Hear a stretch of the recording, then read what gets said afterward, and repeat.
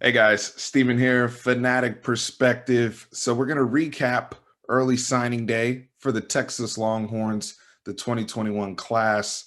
I like to do this every year and just provide my thoughts on early signing day as well as the official signing day for everybody else in February. So first off, just want to say congratulations to everybody that had the opportunity and the privilege to sign today, whether it was with Texas or any other school. It's for a lot of these young men, it's the biggest day so far of their life.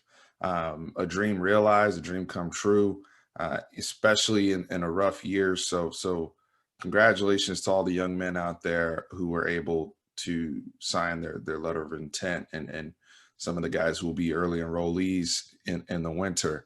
Uh, Before we get into kind of my thoughts on the class and just going over and breaking things down, make sure you show some love and hit that like button, share it with your friends, subscribe to the channel. I'm thankful for everybody that came to our college football roundtable yesterday. We had a great discussion. We talked about the playoff, talked to Billy, LSU, we talked to Brandon, A&M, and then we spent the last half of that live stream honing in on some of the issues that Texas is currently facing and where do we go. So really, really great chat. Thank you to Billy and Brandon again for joining, as well as joining myself and Tran. As we normally try to dissect these things alongside you guys. But getting into day later, early signing day, and just kind of breaking down this class, and I think this class is a reflection in a lot of ways of this past 2020 season.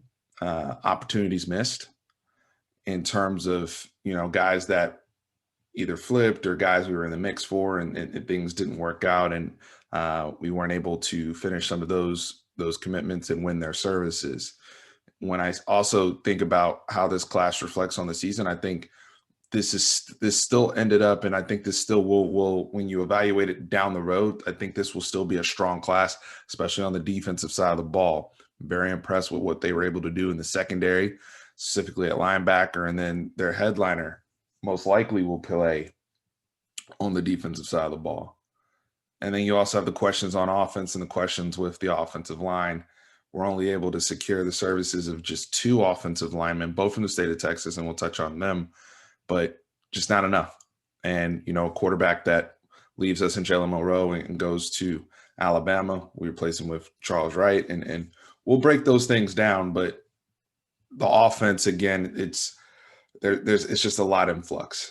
So right now, I believe 247 has us at the number 17th class in the country, which all things considered is not terrible considering all the noise around Tom Herman. I think right now, even with some of the misses we had, we feel really, really good about the 18 kids that signed today, and we have one more that may sign in February. But I think you feel really good about the kids you have in your class. I think you feel good about just what you still were able to close, considering the uncertainty around the program and specifically the coaching staff. So second in the Big 12 behind OU, and they picked up Billy Bowman.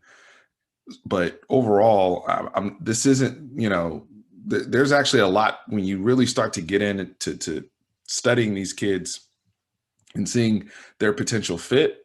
There's a lot actually to get excited about. So, we're going to spend this time more so looking at their futures and seeing, what these guys can offer Texas. And I'm thrilled to have all these young men in the class. Now, from the other thing that stands out to me, and it goes right in line with the headliner in the class, which is Jatavian Sanders out of Denton Ryan, who is a 5-star athlete, either will play tight end or defensive end, most likely the jack position here at Texas.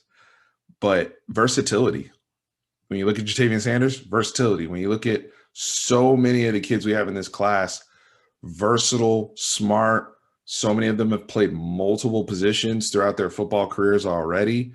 Have the opportunity to, for most of these guys, upside, being able to put on weight, already having great frame, and kind of being able to mold them to wherever you need. And some of them may even be able to play multiple positions for us here at Texas.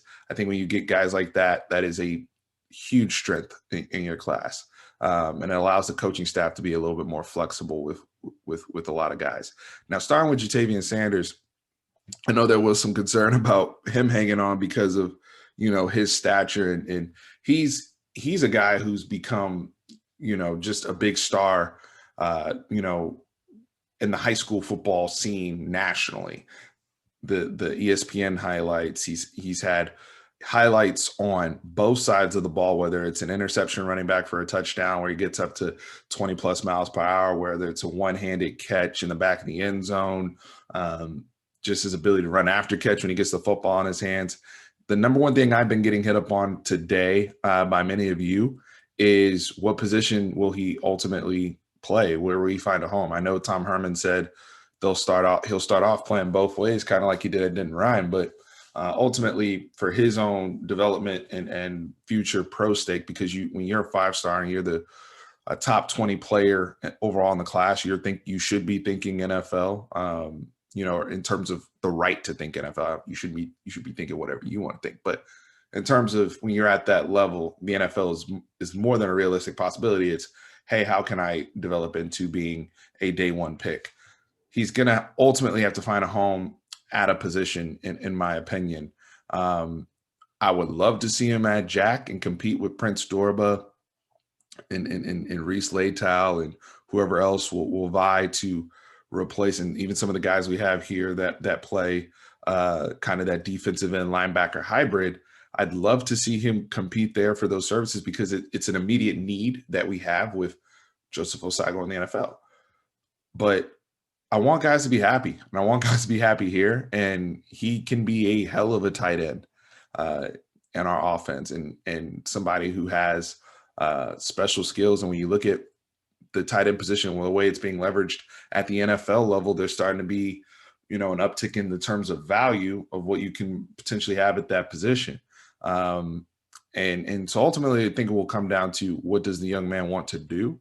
I think as a staff, because we've had a lot of issues recently here at Texas with guys either being asked to change positions or it not being clear. And then later on, it's like, hey, out of necessity, you got to play over here. Roshan Johnson aside, because he kind of went to the staff and asked more so, how can I help the team? But a lot of guys have been, moved around.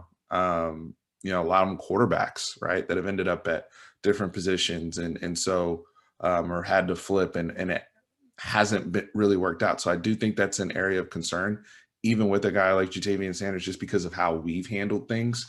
So I'd like to see our staff, and I have faith that they're doing this behind closed doors, of showing him, hey, here's what we know you want to play right now versus the type of player we know you could potentially be at the NFL level.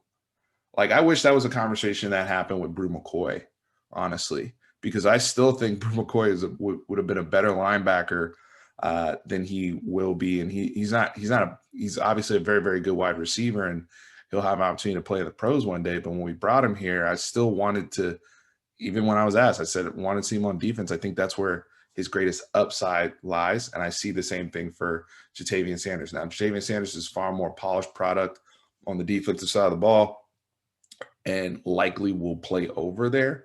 But we'll see. We'll see what he decides and what the staff is. And as long as there's an open line of communication between both parties, I think it'll work out. And obviously doing what's best for the team. Now, as we continue, we'll go defense, offense, but the linebackers. So Maurice Blackwell, Terrence Cooks, Derek Harris Jr., just a phenomenal class. Jordan Thomas, who you probably could put more so on the defensive end position, but a lot of versatility there between all those names. Now, the guy I'm excited about right off the bat is Terrence Cooks out of Shadow Creek. And excuse me, the reason why is he gives us something that we really have struggled with in terms of that true coverage linebacker in the middle. I mean, DeMarvion Overshown's been fantastic on weak side. and what he's done in his 1 year being there. And so we're on our way. But when I look at Terrence Cooks, I see somebody like when you see a Malcolm Rodriguez on Oklahoma State or Terrell Bernard on Baylor, like that's the type of dude he could be, and just a complete badass in the middle. You think of like Murray from Oklahoma a few years ago, and you saw what they were able to turn him into. I see the same thing for Terrence Cooks. I love his brain. He processes the game well. He's really, really intelligent on and off the field. Very analytical young man, and a different type of dude from everything I've read. But I'm really, really excited to see where he ends up development wise. I think out of all these guys, we pretty much know where Terrence Cooks is going to play. But development wise, working with Coleman Hutzer, and I hope we get to keep Coleman Hutzer. Just seeing what he did, helping Juwan Mitchell with his weaknesses, helping DeMarvion Overshown. You see David Benda come on at the end of the season. Jalen Ford playing. So the linebacking group has gone from so much concern and weaknesses to really upside and a strength on this team in terms of what could possibly be. And so you have to give a lot of credit to Coleman Hutzer, what he's been able to do coaching, in-season development, and now recruiting. We're seeing the full gambit from him. So I'm very, very excited for Terrence Cooks. Maurice Blackwell out of Arlington Martin, another guy that played a whole bunch of positions, played everywhere on their team at a 6A level, very good high school. Obviously that's where Myles Garrett came from. So to see where Blackwell ends up, I probably put him more so on the weak side, where kind of behind an Overshown, similar ability, 6'4" as well. Very speedy kid, very lanky, great frame for development. I think more of a long-term play because the brother's not even 200 pounds yet. But when you watch the film, he plays everywhere, right? And he plays another guy who's not afraid to hit, and versatility. Again, that's going to be the recurring theme for so many of these guys. Derek Harris Jr. is recovering from ACL, so it's going to be a little bit of a transition for him and from a health standpoint, but versatility again. I think he probably ends up more outside, potentially playing jack. He's a little undersized right now, so they'll have to work on his body in conjunction with rehab. But he was actually one of the first, I think he was the first linebacker recruit that committed in this class. And I remember speaking about him on video probably over a year ago. And so I'm excited hopeful that he can recover all the way and be the force that we've seen on film. Now, the defensive backs, JD Coffey excites me. It reminds me a lot of Jaron Thompson from last year. And Jaron Thompson, probably, at this point is making his bid to be a starting safety for us in 2021 already. And we'll be back here as a, super freshman, if you will. And I see a lot of the same similarities with JD Coffey out of Kennedale, Texas. And he's been, terrific hit, like a good hitter, plays the ball tremendously. So, and not just playing the ball, but has instincts to get to the ball. The safety room is going to be very interesting to see how it works out of Texas, because you also still have Xavier Alford there as well, Tyler Owens. So again, versatility. Where do some of these guys end up, and how do you mess around with all these chess pieces on the board? But JD Coffey is somebody who that would probably be my comp for him right now. Jameer Johnson, we got the corner out of California. Real good physical corner, good man coverage. We'll see how he develops. Decent size. He's at 6 feet tall. But we have different types of corners on our team right now. Some are taller, like a Jalen Green, and some are shiftier, faster guys like a Sean Jameson. So overall, this defensive back class, and then Ibrahim out of Dallas. We all know about the recent arrest with him. And, unfortunate situation. He's a guy who, from everything I've heard, it was, bad night, bad situation, what have you. Young men, we all know one mistake can cost you your whole future. That's all it takes. So Hopefully he can get those things cleared up. It sounds like the only charge was evading police. We have seen guys come into our program. I think the most recent one was probably Reese Latow, and then Joshua Moore, obviously dealing with issues here. But if he can, redemption, clean that up, forgiveness, let's see him, maximize the opportunity. From what I've heard, he's very good in the classroom, great kid, but just a poor circumstances for him off the field. And then from a veteran standpoint, we flipped Darren Dunn, formerly of McNeese State, and he was actually one of the guys in the transfer portal that was committed to NC State. We flip him over the corner. He was all conference. I think he had like 5 interceptions last year. So, ball hawk, somebody that can get after the football and provide us the depth that we're going to need. We lost Kenyatta Watson. We know Josh Thompson's back. We know Jalen Green's back, Jamison. So we have a good base there at corner, but depth is going to be needed. Injuries, COVID situations still. You never know, right? And if there's staff changes or anything that happens after January, we may lose some guys. So just having a veteran presence there, I think it's the portal will be something we'll have to touch on throughout the winter. Because the portal, it's going to be a whole free agency game now. And I think that's going to be very, very important as we go to offense. Now, the last thing I want to touch on is Byron Murphy out of DeSoto, who's a defensive tackle. I believe we flipped from Baylor. And he signed today. And the DeSoto kids, that football program is A1, one of the best football programs, high school football programs in the country.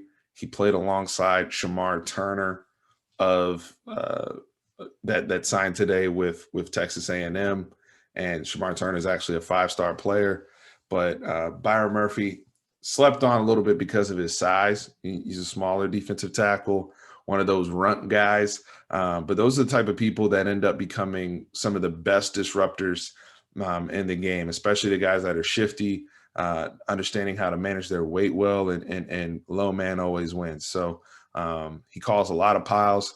Shamar Turner made a lot of plays off of Byron Murphy, and vice versa. So with the strength in our defensive line, Oscar Giles, Mark Hagan, the things that they were able to do just just this past season, you have to be excited about the development of what they could potentially have with Byron Murphy. Speaking of transfer portal, I'd still like to see them get another jug butt in there out of the portal, just for depth purposes. You can never have too many defensive linemen. Now we go over to offense. I've touched on the stuff we missed on. We don't have to come back to it. I do like Hayden Connor. I love his energy. I love that he loves Texas, out of Katy, Texas. He's a wonderful young man when you see him in his videos and stuff. And you can tell. I love the kids where this opportunity means the world to him. And I think he'll be a fan favorite here, especially if he's able to work his way onto the field. We talked about versatility. He was a guy who, coming up, I think at the beginning of high school, was like a tight end and then got super big. He's like 6'6", like 320. Got super big and ended up at left tackle for Katy. Now, one of the reasons why I don't think he's ranked higher, I think just laterally he's so big. He's very, very powerful, very powerful. A lot of knockdown blocks, a lot of pancake blocks on his film. You don't see a whole lot of lateral movement. He's probably going to have to move inside the guard. I believe that's where they have him projected.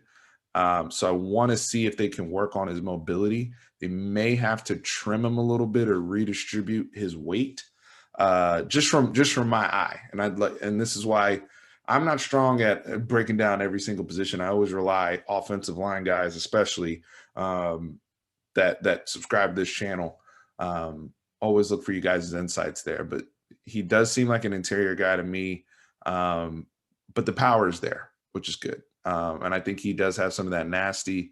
Some of you guys were telling me about, hey, we need to recruit some more country type boys.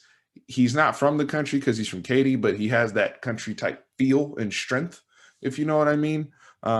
So Hayden Connor, that's a good one. I mean, a lot of people have been talking about all the linemen in Texas we missed, but if they're able to get him and develop him, whoever the offensive line coach will be, you could really have something there. And the other one was Max Merrill, I believe out of Houston as well, who's more of a project, honestly, still real light, but the potential's there for something down the road if they can put weight on him and develop technique. Now, there's guys offensively I like Jaden Alexis, the receiver, I believe out of Florida. It reminds me of some of the shiftier guys that OU's ended up with over the years that have torched us, that haven't been the biggest names or the biggest recruits, but they just get here, they get into college, they know how to run routes, they know how to catch the football. He's another guy, I think he's like student body president, 3.8 GPA, super smart kid. He'll pick up ball real quick. Don't be surprised if you start to hear somebody like him, especially since he has really good football speed, if he starts ending up taking snaps from people. Don't be surprised with Jaden Alexis. The QB room. Now, the Charles Wright thing is important because Tom Herman today basically alluded to Sam Ehlinger leaving, for all intents and purposes. Now, we have not heard Sam Ehlinger as of this video say that he is not going to be a super senior next year and come back and do the whole thing, but sounds like he's going to be moving on after the bowl game. Now, with the transfer, well, the intended transfer of Jaquindon Jackson, your quarterback room is currently Casey Thompson, who is currently QB2, Hudson Card, and now Charles Wright. So it's a much different looking quarterback room potentially for 2021. And the Charles Wright thing is interesting because it really opens the Charles Wright thing plus Jaquindon Jackson leaving.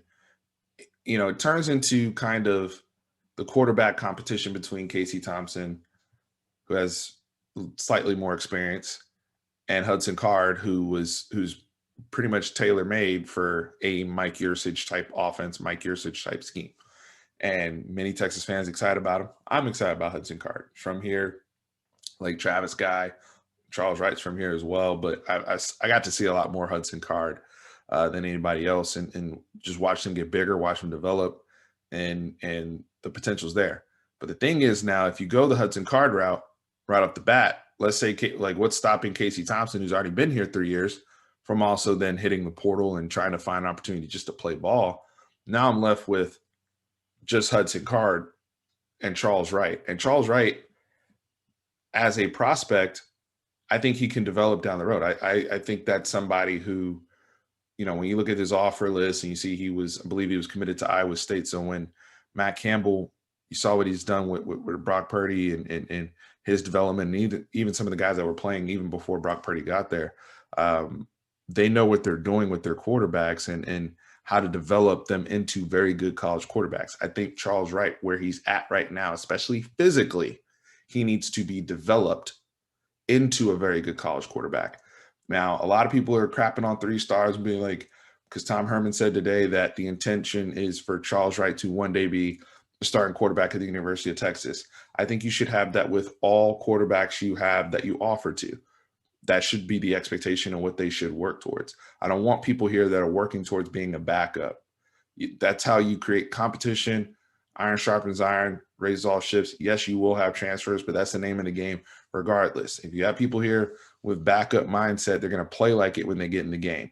I want Charles Wright, when he's ready to play and he's physically developed, to play like he belongs and play like should be the University of Texas starting quarterback. That matters. So people getting on Tom Herman today about saying that's the correct thing to say about a recruit. Now, in Charles Wright's case, yeah, there's a lot of recent examples of guys who are 3 stars who have developed into something. Everyone's going to make the lazy Colt McCoy comparison because he's, short, lanky, white, and has similarities because he's at Texas. But moving beyond the more lazy comparisons, I actually kind of see, if we're talking upside, and if we ever get our stuff together long term and we give it, say, 2 or 3 years, and then he steps in, look at what Mac Jones has become at Alabama. Because even if you look at their frames, like Mac Jones In 2017, when he committed or when he signed with Alabama, he's about 6'1", 180. And now he's like 6'2", 215. Like you look at Mac Jones, physically, he's a completely different player. He had time to sit behind Tua and really just get his body right. If we can afford to do that with behind, Hudson Card and the other guys, as they progress, and then he takes over as a redshirt junior or something like that, with a lot of experience and just getting his body right, I think you definitely could have something there, and that's what Alabama just has shown us. Mac Jones was also a 3-star as well, so that's kind of. And the other thing too is the scheme fit.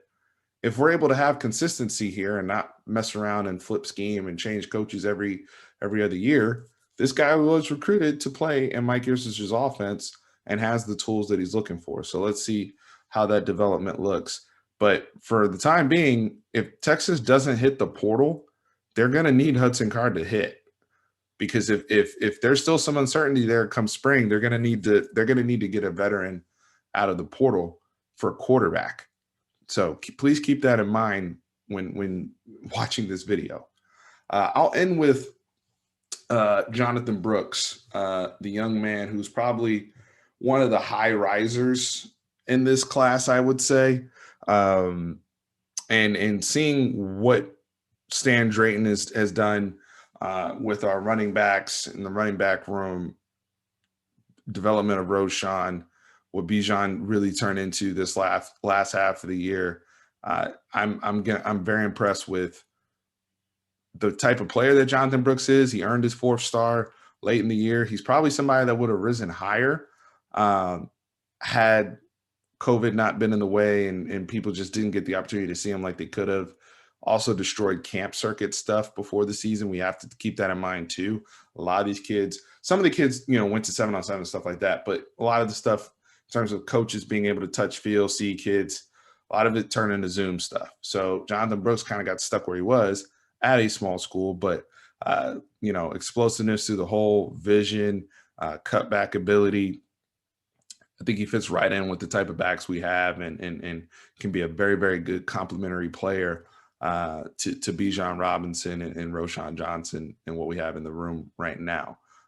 Even if Keontae Ingram returns, I'm not sure what that situation is, but that group, that's a good group you have adding Jonathan Brooks to the mix. So there's some pieces to work with. There definitely is. There's still space in the class for the portal and for, any late bloomers that pop up, or if there's some defections or anything that occurs between now and February. So there's still time before spring ball starts, but I'm overall, I like the guys we got. I really, really do. And shout out to Coleman Hutzler and some of the guys on the staff that just tireless effort in what they did, putting this together despite all the outside noise, and getting these kids signed. So again, young men out there, if anybody's watching, congratulations to you and your families, and seize the day, take advantage of this opportunity, and hopefully start turning things around and winning football games and winning the Big 12. That's where my mind is, regardless of how you guys feel about the coaching staff and who's here and who's not. For here at Texas, we got to try to win the Big 12. That needs to be the expectation. So, guys, let me know what your thoughts are. I know there's a lot of recruiting junkies out there, and I probably don't talk about recruiting enough on this channel. I've always say this: recruiting could be a whole nother channel in itself, just in regards to Texas and the landscape there. But happy to go over this and just provide my thoughts. Excited for people to chime in. Appreciate everyone. Remember, Horns always up. Thank you.